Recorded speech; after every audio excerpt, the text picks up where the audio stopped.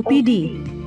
इस वक्त हम ओपीडी में मौजूद हैं। यहाँ सांस में दुश्वारी की अलामात वाले मरीजों के चेकअप के दौरान ये सामान इस्तेमाल किया जाएगा। N95 मास्क, दस्ताने, गाउन, चश्मा या चेहरे की शील्ड। ओपीडी में ऐसे मरीजों के चेकअप के दौरान जिन्हें सांस में दुश्वारी की कोई अलामत ना हो, आप ये सामान इस्तेमाल करेंगे। मेडिकल मास्क, दस्ताने, गाउन। ओपीडी में खाक रोब ये सामान इस्तेमाल करेंगे। मेडिकल मास्क, दस्ताने, गाउन, चश्मा और रबड़ के जूते।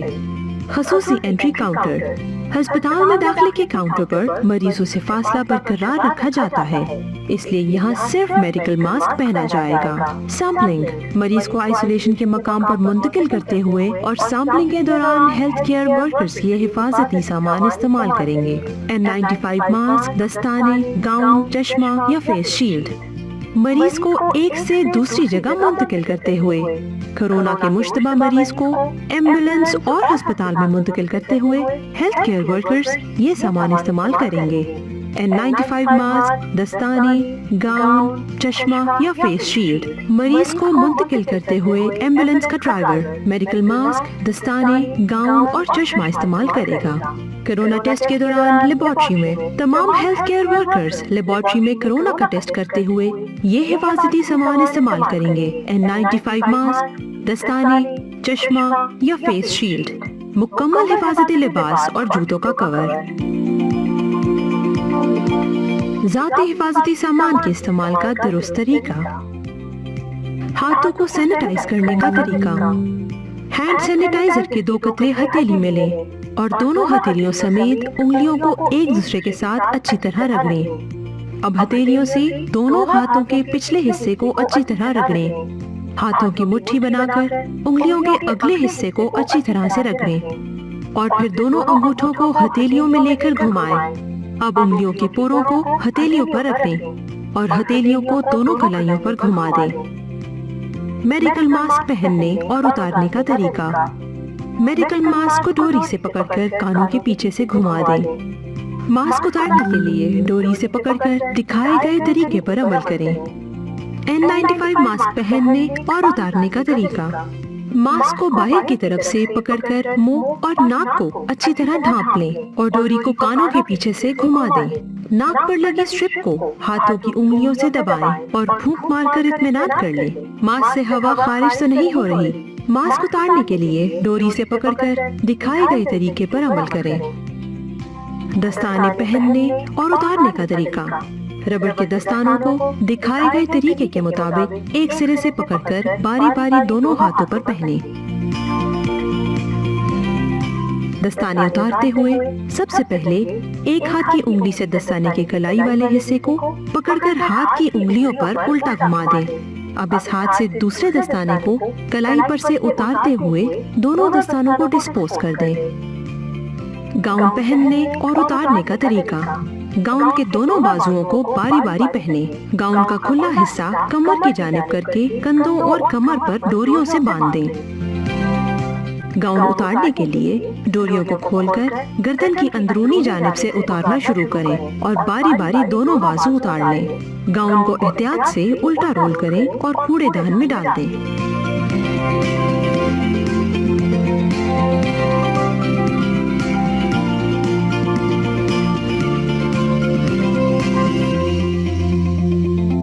Thank you very much. आपने वीडियो देखी। उम्मीद है आपने बहुत कुछ नया आपको सीखने को मिलेगा। इसके बाद हमारा जो सेशन है, हमारे जो 2 प्रेजेंटेशन है वो ऑलमोस्ट इसी वीडियो के बेस पे है। सो जिस तरह आपको पहले वीडियो में दिखाया गया कि पर्सनल प्रोटेक्टिव इक्विपमेंट्स क्या है, सो हमारी फर्स्ट प्रेजेंटेशन बिल्कुल types of personal protective equipments के बारे में है।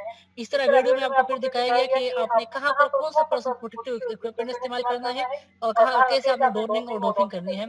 तो जो सेकंड प्रेजेंटेशन है जो बहुत इंपॉर्टेंट है, जो डॉक्टर तारिक इंशाल्लाह प्रेजेंट करेंगे, वो सेकंड प्रेजेंटेशन जो है वो उसमें डोनिंग डोपिंग की बात और रैशनल यूज की बात की गई है। सो doctor Tariq, should I start with the first presentation? Please आप प्रोसीड करें, मैं फिर उसके बाद सेकंड करता हूँ। Thank you very much. आप सबसे गुज़ारिश है, अगेन मैं रिपीट कर रहा हूँ, एक तो अपने नाम कैपिटल लेटर्स में अभी से कैपिटल लेटर में अपने नाम लिख लें एक-एक दफ़ा। सिर्फ़ एक बार जो है अपने नाम सब कैपिटल लेटर में लिख लें, ताकि आपकी अटेंडेंस हमारे साथ आ सके, जो अभी तक पार्टिसिपेंट मौजूद है। सेकंड ये बात याद रखिए, अगर आपके पास 2, 3, 4, 5 बंदे इकट्ठे बैठे हो, तो आप उनके नाम भी एक लॉगिन से आप 4, 5, 6 नाम भी लिख सकते हैं, ठीक है जी? लेकिन ज़रूरी ये है कि आप जिनके नाम लिख रहे हो, उनको आप हेल्थ सर्विस अकेडमी के साथ रजिस्टर ज़रूर करवाएँ। अभी करवा सकते हैं या इवन जो है सेशन के बाद भी। रजिस्ट्रेशन प्रोसेस सिंपल है, 2 टू 3 मिनट्स लगते हैं उसमें, और कोई उसमें वो नहीं है, बिल्कुल आसान तरीका है। तो प्लीज़ आप जिनके नाम लिखो आप रजिस्ट्रेशन भी ज़रूर करवाएँ। बाकी जो लोग मेरी आवाज़ सुन रहे हैं, तो प्लीज़ अपने नाम कैपिटल लेटर में चैट बॉक्स में लिख लें। Thank you very much. I am starting with the first presentation, that's about types of personal protective equipments. तो पर्सनल प्रोटेक्टिव इक्विपमेंट्स या ज़ाती हिफाजती सामान, वो ख़ास कपड़े या वो ख़ास क्लॉथिंग या वो ख़ास सामान होता है, जो एक हेल्थ केयर वर्कर अपने आप को इन्फेक्टियस मटेरियल से बचाने के लिए करता है, ठीक है जी? तो अगर फॉर एग्ज़ाम्पल कोई कोविड-19 का पेशेंट है, जो कोरोना वायरस का मरीज़ है, या कोई और मरीज़ है जिससे इन्फेक्टियस मटेरियल के ट्रांसफ़र होने के चांसेज़ हो, जो हेल्थ केयर वर्कर्स है या एम्प्लॉइज़ है या आम पब्लिक है, वो जो है पर्सनल प्रोटेक्टिव इक्विपमेंट्स इस्तेमाल करते हैं, ताकि अपने आप को जो है इन्फेक्टियस मटेरियल से बचा सके। जो पर्सनल प्रोटेक्टिव इक्विपमेंट्स के टाइप्स हैं, तो उनमें goggles, face shield, mask, gloves, gown and apron and shoe cover इस्तेमाल आते हैं। गूगल्स या चश्मे जो है, वो आईज़ की प्रोटेक्शन के लिए इस्तेमाल किए जाते हैं। फेस शील्ड, जो चेहरे का शील्ड है, वो जो फुल फेस को कवर करने के लिए इस्तेमाल किया जाता है। इसी तरह मास्क जो है, वो नोज़ एंड माउथ की प्रोटेक्शन के लिए इस्तेमाल किए जाते हैं। ग्लव्स यानी दस्ताने जो है, वो हाथों की प्रोटेक्शन के लिए इस्तेमाल किए जाते हैं। गाउन और एप्रॉन जो फुल बॉडी को जो है वो कवर करते हैं। इसी तरह शू कवर्स, अगर आप किसी ऐसी एरिया पे हो कि ऐसे कोई ऐसी सरफेस हो, फ्लोर हो, जिसमें शूज़ के कंटामिनेशन के, जूतों के कंटामिनेशन के चांसेस हो, तो शू कवर्स इस्तेमाल किए जाते हैं। तो ये हमारे पास पर्सनल प्रोटेक्टिव इक्विपमेंट्स के टाइप्स हैं। सबसे इम्पोर्टेंट और सबसे कॉमनली यूज़ जो पर्सनल प्रोटेक्टिव इक्विपमेंट है, जो इस्तेमाल किया जाता है, उसको वो ग्लव्स हैं, यानी दस्ताने हैं। दस्ताने जो है टू वे प्रोटेक्शन प्रोवाइड करते हैं। अगर clinician, consultant, therapist, health care worker, nursing जो भी है, नर्सिंग स्टाफ है, लेबोरेटरी टेक्नीशियन जो भी है, अगर उसके हाथ में कोई इन्फेक्टियस मटेरियल हो, वो पेशेंट को ट्रांसफर ना हो। और अगर पेशेंट के बॉडी पे कोई इन्फेक्टियस मटेरियल हो, वो जो है हेल्थ केयर वर्कर को ट्रांसफर ना हो, इसके लिए ग्लव्स इस्तेमाल किए जाते हैं। ग्लव्स जो है वो मुख्तलिफ मटेरियल के बने होते हैं। सबसे कॉमनली यूज़ जो ग्लव्स हैं, वो लेटेक्स के होते हैं, ठीक है जी? लेटेक्स के बने ग्लव्स सबसे कॉमनली यूज़ किए जाते हैं, जो आपको पिक्चर में दिखाया गया है। वो आप लोगों ने हॉस्पिटल में देखे भी होंगे, और ये रिकमेंडेड है अगर आप कोई ऐसे पेशेंट डील कर रहे हो जिससे इन्फेक्टियस मटेरियल के ट्रांसफर होने के चांसेस हो, जिस तरह कोरोना वायरस के मरीज हैं, तो आप लेटेक्स के ग्लव्स इस्तेमाल कर सकते हैं, और ये रिकमेंडेड है। लेकिन लेटेक्स के ग्लव्स के इस्तेमाल में मसला ये है कि रिसर्च रिपोर्ट करती है कि 2 टू 3% लोगों को लेटेक्स ग्लव्स के इस्तेमाल से, मतलब लेटेक्स के इस्तेमाल से एलर्जी होती है। अगर किसी को लेटेक्स के इस्तेमाल से एलर्जी है, एलर्जी का मतलब ये है कि जब वो लेटेक्स के ग्लव्स इस्तेमाल करते हैं, दस्ताने इस्तेमाल करते हैं, तो उनके हेड्स पे रैशेज़ आ जाते हैं, जो रेडिश डिस्कलरेशन है, सुर्ख निशान होते हैं, जो एलर्जी के टिपिकल सिम्पटम्स हैं, तो वो आ जाते हैं। अगर किसी को लेटेक्स के इस्तेमाल से एलर्जी है, तो वो नाइट्राइल के ग्लव्स इस्तेमाल कर सकते हैं। नाइट्राइल के ग्लव्स भी रिकमेंडेड है। इसके अलावा आपको पॉलीथीन और विनाइल के बने ग्लव्स में मिलेंगे, मार्केट में भी मिलते हैं, हेल्थ केयर सेटिंग में मिलते हैं, लेकिन ये रिकमेंडेड नहीं है, ठीक है जी? इनको इस्तेमाल नहीं करना चाहिए। द रीज़न इज़, एक तो ये आसानी से टोन आउट हो जाते हैं। सेकंड, अगर आप देखें तो ये जो वेस्ट है, उसके जो इर्द-गिर्द सीलिंग नहीं बना रहा। दैट्स व्हाई इन्फेक्टियस मटेरियल में ट्रांसफर हो सकता है, तो ये फुल टाइम प्रोटेक्शन प्रोवाइड नहीं करता। दैट्स व्हाई पॉलीथीन और विनाइल के ग्लव्स इस्तेमाल नहीं करना चाहिए। Dos and don'ts, first rule, work from clean to dirty, ये बहुत इंपॉर्टेंट है, ठीक है जी? Work from clean to dirty का मतलब ये है कि आप जब किसी मरीज को देख रहे हो, तो पहले आप वो काम करें, इवन आपके अपने घर में कोई मरीज हो या अस्पताल में कोई मरीज हो, आप पहले वो काम करें जो क्लीन हो, जिसमें कंटेमिनेशन के चांसेस कम से कम हो। उसके बाद वो काम करें जिसमें कंटेमिनेशन के चांसेस ज्यादा हो। फॉर एग्जाम्पल, अगर हम डॉक्टर के लिहाज से गए, तो जो डॉक्टर है, नर्स है, वो सबसे पहले हिस्ट्री लेते हैं। हिस्ट्री एक क्लीन काम है, उसमें कंटेमिनेशन के चांसेस नहीं है। इसी तरह जनरल ऑब्जर्वेशन में भी कंटेमिनेशन के चांसेस नहीं होते। लेकिन जब आप कोई एरोजल जनरेटिंग प्रोसीजर कर रहे हो, फॉर एग्जांपल कोई ब्रोंकोस्कोपी हो रही है, एंडोस्कोपी हो रही है, या कोई कैथेटराइजेशन हो रही है, नया नेबुलाइजेशन हो रही है, फॉर एग्जांपल कोई डॉक्टर या नर्स वो परफॉर्म कर रहे हैं, तो उसमें कंटेमिनेशन के चांसेस ज्यादा होते हैं। दैट्स व्हाई हम कहते हैं आप वो काम बाद में करें जिसमें कंटेमिनेशन के चांसेस ज्यादा हो। Limit opportunities for touch contamination कोशिश करें। चेक द ग्लव्स, याद रखिए ग्लव्स जो है वो डिस्पोजेबल होते हैं। आपने एक मरीज को डील किया, उसको जो है वो ट्रीट किया, उसके बाद आपने ग्लव्स को डिस्कार्ड करके नए ग्लव्स पहनने हैं। अगर आप किसी दूसरे मरीज को जो है चेक कर रहे हैं तो आपने उनके लिए नए ग्लव्स पहनने हैं, और जो आपने इस्तेमाल किए उनको आपने डिस्कार्ड करना है। मेडिकल मास्क जो मेडिकल मास्क जनरल जिसको सर्जिकल मास्क या मेडिकल मास्क कहते हैं, इस ये क्या है, हम लूज लूज फिटिंग है। आपको अगर इनिशियली देखें तो इसमें लिखा है लूज फिटिंग। इसको लूज फिटिंग इसलिए कहते हैं, जब आप ये पहनते हैं तो आपके ये नोज और फेस के साथ चिपका नहीं होता, मतलब उसमें स्पेस होता है। दैट्स व्हाई इसको हम कहते हैं कि जो जनरल मेडिकल मास्क है ये लूज फिटिंग है। इसके बाद आगे हम N95 रेस्पिरेटर मास्क देखेंगे, ये आपको पिक्चर नजर आ रही है, तो ये बिल्कुल आपके नोज को कवर कर लेते हैं, इसमें कोई स्पेस नहीं होता, ठीक है जी। तो ये जो जनरल मेडिकल मास्क होते हैं ये लूज फिटिंग होते हैं। जितने भी हेल्थ केयर वर्कर है या इन्फेक्टेड पर्सन है या पेशेंट है, तो सबको मेडिकल मास्क या सर्जिकल मास्क जो जनरल है ये पहनने चाहिए, ठीक है जी। और सबको ये इसका पहनना जो है वो होना चाहिए। The last thing is should not be worn for more than 3 to 8 hours। ये बात याद रखिए कि एक मेडिकल मास्क आप 3 घंटों से लेकर 8 घंटों तक इस्तेमाल कर सकते हैं। फॉर एग्जाम्पल आप किसी लेबोरेटरी में काम कर रहे हैं, आप अस्पताल में काम कर रहे हैं, इवन आप अपने घर में मास्क इस्तेमाल कर रहे हैं, तो आप अगर फॉर एग्जाम्पल 8 घंटों तक आप इसको इस्तेमाल करके उसको जाया कर दें, ठीक है जी। फॉर एग्जाम्पल आपकी ड्यूटी आवर्स है 8 आवर्स, तो 8 घंटों के इस्तेमाल के बाद आपने इनको जाया करने हैं। आपने देखा होगा कि बहुत लोग ऐसे करते हैं कि वो मास्क को इस्तेमाल करते हैं और वो जो है उसको पैक करके जेब में रख लेते हैं, सुबह आते हैं फिर वही मास्क पहनते हैं। तो ये गलत तरीका है, इस तरह नहीं करना चाहिए। जो मास्क आपने इस्तेमाल किया उसको डिस्कार्ड करना चाहिए। जो मेडिकल मास्क होते हैं इसके 3 लेयर होते हैं। सबसे इंपॉर्टेंट लेयर जो है वो फिल्टर लेयर होता है, जो बीच वाला है, जो हमें फिल्ट्रेशन करता है एयर की। तो सबसे इंपॉर्टेंट लेयर जो है वो फिल्टर लेयर है। इसके बाद हमारे पास आ जाते हैं N95 रेस्पिरेटर मास्क। इसको N95 इसलिए कहा जाता है, इसको इसलिए कहा जाता है कि ये नॉन रेजिस्टेंट टू ऑयल है, ठीक है, नॉन रेजिस्टेंट है, ठीक है जी, मतलब रेजिस्टेंस नहीं है टू ऑयल। एंड सेकंड 95 इसलिए कहा जाता है कि 95% पार्टिकल्स को ब्लॉक करता है। 95% ऐसे पार्टिकल्स जो ग्रेटर देन 0.3 माइक्रोन हो उनको ये ब्लॉक करता है, दैट्स व्हाई इसको कहा जाता है N95 रेस्पिरेटर मास्क। मैं अगेन रिपीट कर रहा हूं, N non resistant to oil, और 95 इट मींस कि 95% पार्टिकल्स को ब्लॉक करता है। जो N95 रेस्पिरेटर मास्क है ये 40 आवर्स तक आप इस्तेमाल कर सकते हैं। यहाँ एक बात बहुत इंपॉर्टेंट है, मैं आपको बताता चलूं कि जितने भी हमारे पर्सनल प्रोटेक्टिव इक्विपमेंट्स होते हैं ये डिस्पोजेबल होते हैं, एक दफा के इस्तेमाल के बाद आपने इनको जाया करना है। लेकिन चूंकि N95 रेस्पिरेटर मास्क महंगे होते हैं और बहुत महंगे होते हैं, इवन जो KN95 है जो चाइना मेड है वो ऑलमोस्ट 400-500 के मिलते हैं। N95 जो ओरिजिनल है, जो अमेरिकन मेड है, वो पाकिस्तान में 2000 टू 2500-3000 तक है, वो बहुत ज्यादा महंगे हैं। जो बाजारों में मिलते हैं वो मोस्टली KN95 होते हैं। KN95 जो है वो चाइना मेड होते हैं। तो चूंकि N95 रेस्पिरेटर मास्क महंगे हैं, आजकल हम पेंडेमिक से गुजर रहे हैं, हमारे पास रिसोर्सेज की कमी है, तो अगर आप N95 मास्क को रीयूज करना चाहे तो रीयूज कर सकते हैं, लेकिन ज्यादा से ज्यादा 40 आवर्स तक इस्तेमाल कर सकते हैं, उसके बाद आपने डिस्कार्ड करना है। एक और बात मेडिकल मास्क और N95 रेस्पिरेटर मास्क के हवाले से, कि अगर फॉर एग्जांपल आपके मास्क पे कोई गीला हो गया है या उस पे कोई कंटेमिनेशन लग गई है, कोई फॉर एग्जांपल उस पे इन्फेक्टियस मटेरियल लग गया है या उस पे कोई ब्लड लग गया है, स्पूट मतलब बलगम है, खून लग गया है, या उस पे कोई जो है बॉडी सिक्रीशन लग गई है, तो आपने, या वो टोन आउट हो गया है, मतलब वो फट गया है, तो आपने उसको उसी वक्त जाया करना है, फिर आप 40 घंटों तक इंतजार नहीं करेंगे। इस तरह मेडिकल मास्क आम रूटीन में हमने कहा कि 8 घंटों का इस्तेमाल कर सकते हैं, लेकिन अगर वो गंदा हो गया या गीला हो गया है तो आपने उसी वक्त उसको जाया करना है, फिर आप उसको 8 घंटों तक इस्तेमाल नहीं करेंगे। डूज एंड डोंट्स, तो याद रखिए मेडिकल मास्क जब भी आप पहने या इवन N95 मास्क, तो वो नोज और माउथ को कवर करना चाहिए, कि वो आपके नोज और माउथ को कवर करे। Second is facial hair can compromise the seal. So अगर जो दिहाड़ी वाले हजरात हैं उनको एक मसला होता है कि आप जब मेडिकल मास्क पहने तो आपने थोड़ा सा प्रेस करना है ताकि वो आपकी दाढ़ी जो चिन है उसके साथ चिपक जाए।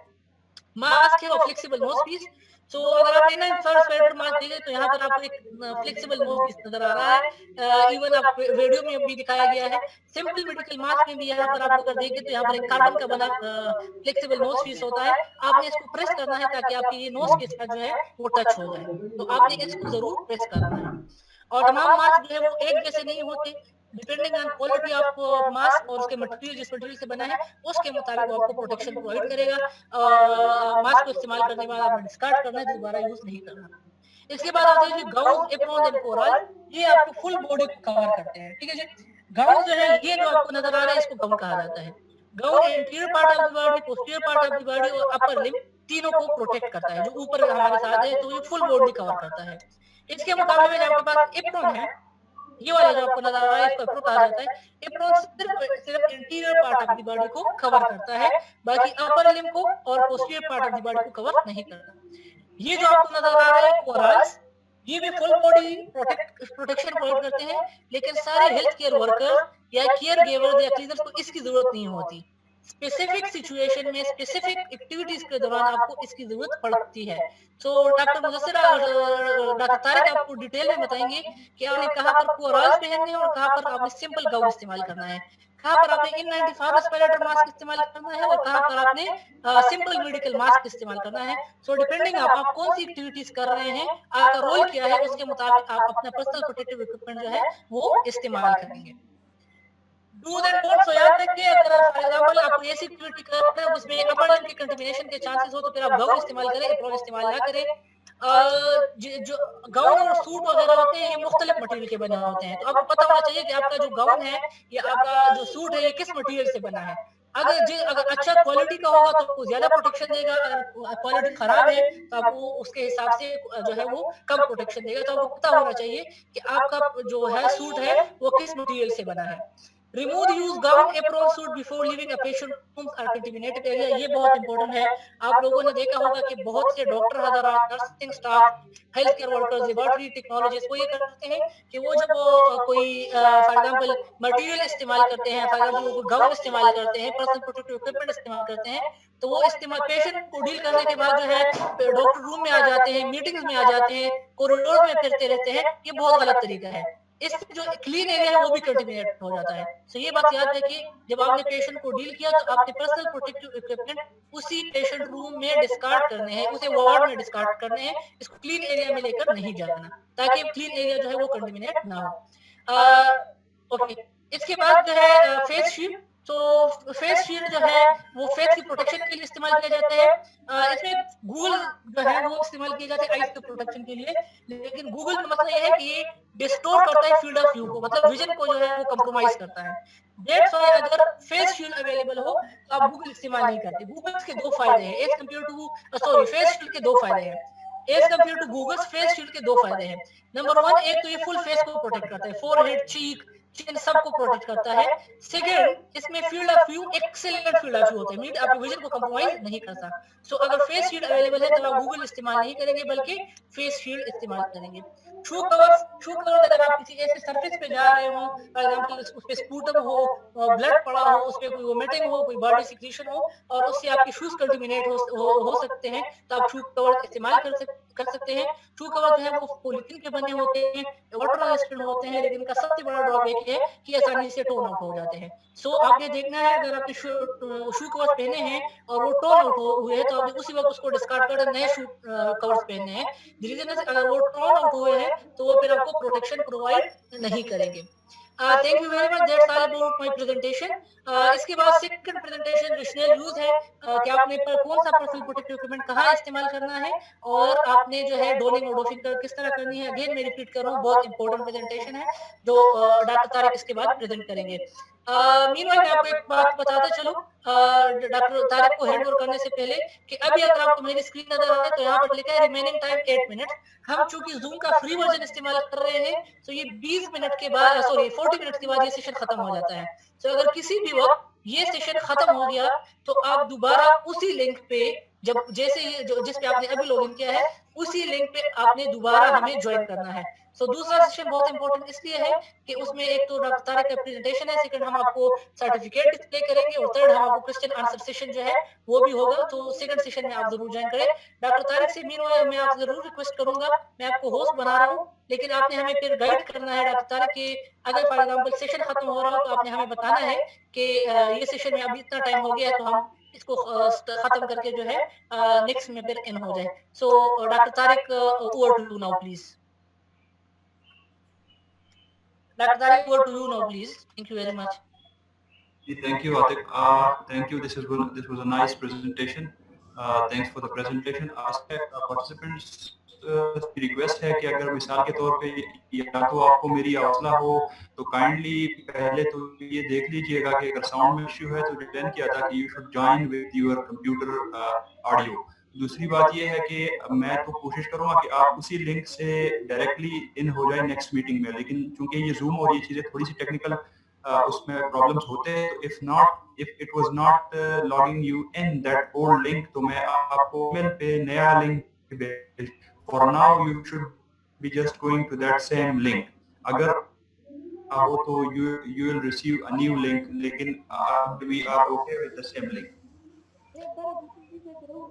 डॉक्टर तारिक, मैं आपको एक बात बताऊं, नया लिंक उनको मसला होगा, मेरे ख्याल में यही लिंक हमारे लिए सही है जो अभी हम जिससे इन हुए हैं। तो अगर वो लिंक आपको जिस तरह आपने गाइड किया, सो यही लिंक सही रहेगा ताकि जो है वो कोई इनकन्वीनियंस ना हो। सो इसी से आप बिल्कुल हो सकते हैं, ठीक है जी, लॉग इन हो सकते हैं, तो आप इसी से दोबारा लॉग इन होंगे इंशाल्लाह। Thank you very much doctor Tariq, please proceed. All right, so now I'm going to be sharing my screen जो मेरी presentation है about the rational use of personal protective equipment, उसके बारे में जो मेरी presentation है।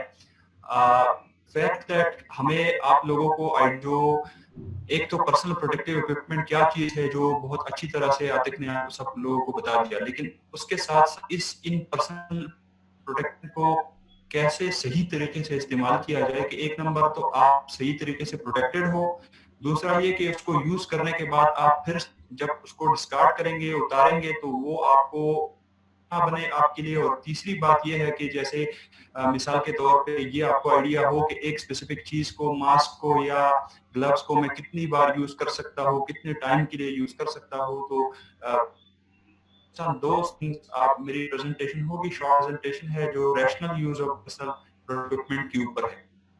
अपनी कम्युनिटी में जो हमारे प्रिवेंटिव मेजर्स है वो जाहिर है हैंड हाइजीन है, रेस्पिरेटरी हाइजीन है। हम अपने आईज को, माउथ को, नोज को टच करने से गुरेज करें। For example there was a study, जो एक स्टडी थी अमेरिका में, किसी यूनिवर्सिटी ने एक स्टडी की, तो उसमें क्या था कि पार्टिसिपेंट्स ने अपने फेस को एक घंटे में on average 23 to 20 times touch किया था। तो हमें आइडिया नहीं होता और हम आपको आईज को, माउथ को और नोज को कंटिन्यूअसली टच कर रहे होते हैं। तो दैट्स वेरी इंपॉर्टेंट कि हम अपने आईज को, माउथ को और नोज को उनको टच करना। इसके साथ साथ wearing a mask if you have respiratory symptoms। अभी मास्क का जो पब्लिक में जाने के लिए मास्क मस्ट हो गई है, और मैं आपको अभी आगे बताऊंगा कि किस बंदे ने जो कौन सा रोल है और उसने उस जाके क्या क्या, कौन सी पर्सनल प्रोटेक्टिव इक्विपमेंट किस तरीके से यूज करनी है। और एट द सेम टाइम हमने 3 फीट का फासला रखना, वो खासकर उन लोगों के सिम्टम्स है कि हमें नहीं पता होता, एसिम्टोमेटिक हो, तो यूजुअली इट इज एडवाइज्ड कि 3 फीट का फासला मस्ट रखे। इसके बाद जो प्रेजेंटेशन में हेल्थ केयर वर्कर्स है उनके लिए प्लेजर्स चाहिए, जो कि हमारे साथ जो डिफरेंट पार्टिसिपेंट्स है कि कुछ उनमें से लेबोरेटरीज में और हेल्थ केयर वर्कर्स है उसमें काम कर रहे हैं, तो they are required to have pleasures बहुत ज्यादा, और उनको अप्रोप्रिएट पर्सनल प्रोटेक्ट, उसका जो तरीकाकार है उसमें डॉनिंग और डॉफिंग बहुत ज्यादा इम्पोर्टेंट है।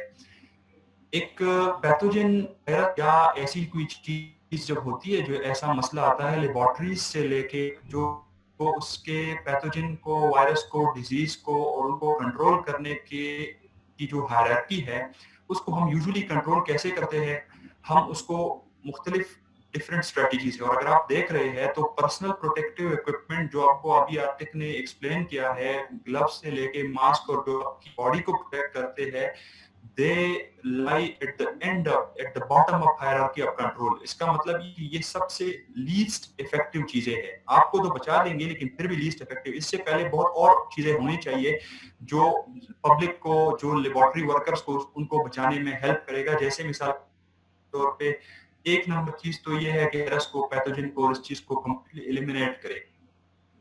हैजर्ड और हैजर्ड की डेफिनेशन क्या है? हैजर्ड वो चीज है जिससे नुकसान होने का खदशा हो, that's it. Hazard is the source जो हम नुकसान कॉज करता है। हम उसको सब्स्टिट्यूट करें, ये हम कर नहीं सकते। हम पैथोजन को, वायरस को उसकी जगह, या अगर मिसाल के तौर पे हम उसको किसी तरीके से यूज कर रहे हैं तो हम उसको सब्स्टिट्यूट करें, but that's not in our hand कर सकते। हम इंजीनियरिंग कंट्रोल्स ले, हमारे लैब वर्कर्स जो है उनके लिए ये स्पेसिफिक बहुत ज्यादा इंपॉर्टेंट है कि हम मिसाल के तौर पे लोगों को आइसोलेट करें हैजर्ड से, और जो लेबोरेटरी वर्कर्स है लेबोरेटरी को ऐसे बना दे कि वो इंजीनियरिंग ऐसी हो कि वायरस और पैथोजन और उसकी इस तरह की चीजें ना आए। जिस तरह आपने देखा होगा मुख्तलिफ प्रोवाइड किया गया है पर्सनल प्रोटेक्टिव सॉरी जो पीसीआर और उस तरह की लैब्स है कि आप उनको लैब्स को अलग बनाएं और जो पेशेंट्स है वो इस रास्ते से आए एटसेट्रा। हमारे पास अभी मिनट तो मैं जो नया मीटिंग है, जैसे ही मैंने कह दिया कि आप उसी लिंक से जाके उस मीटिंग को नेक्स्ट मीटिंग को फिर से ज्वाइन। इसके साथ साथ एडमिनिस्ट्रेटिव कंट्रोल्स है कि लोगों को जो उनका तरीकाकार है उसको change the way people are working. और आखिर में हमारा आता है पर्सनल प्रोटेक्टमेंट। हम बात करेंगे पर्सनल प्रोटेक्टिव इक्विपमेंट और उसके रैशनल यूज के ऊपर के कैसे उसको हम रैशनली यूज करेंगे। तो जैसे आपको वीडियो में दिखाया था, ये टेबल देख ले और उसमें अपने आप को आइडेंटिफाई करें और उन लोगों को आइडेंटिफाई करें जिनके साथ आपका वास्ता है, और जो लोग मुख्तलिफ हेल्थ केयर वर्कर्स हैं, घर में काम कर रहे हैं, उनके साथ आपका वास्ता है, तो किस सिचुएशन में किस एक्टिविटी के दौरान क्या क्या पर्सनल प्रोटेक्टिव इक्विपमेंट चाहिए, वो चीज यहाँ पे दिखाई गई है। इसमें सबसे इम्पोर्टेंट चीज जो है वो पेशेंट रूम है। पहला जो इन पेशेंट जहाँ पे पेशेंट होता है, ठीक है, जो पेशेंट की जगह है, उसके लिए किस बंदे को किस एक्टिविटी के दौरान क्या क्या चीजें यस डॉक्टर तारिक प्लीज मैं इंटरप्ट करूंगा। फर्स्ट बात तो ये है कि चैट बॉक्स को मैं कॉपी नहीं कर पा रहा, तो प्लीज आप चैट बॉक्स, क्योंकि जैसे ये सेशन खत्म होगा तो चैट बॉक्स बिल्कुल खत्म हो जाएगा। तो मैंने अभी कोशिश की है लेकिन चैट बॉक्स से मैं कॉपी नहीं कर रहा, शायद वहां पर कोई सेटिंग ऐसी है। तो चूंकि आप होस्ट हैं तो चैट बॉक्स से कॉपी करके वर्ड फाइल में इसको पेस्ट कर दे ताकि हमारी अटेंडेंस हमारे साथ रहे। सब प्लीज नोट करें कि हमारे पास लेस देन 1 मिनट रह गया है, उसके बाद ये सेशन खत्म हो जाएगा। तो प्लीज उसी लिंक से आप दोबारा हमें ज्वाइन करें। मीनवाइल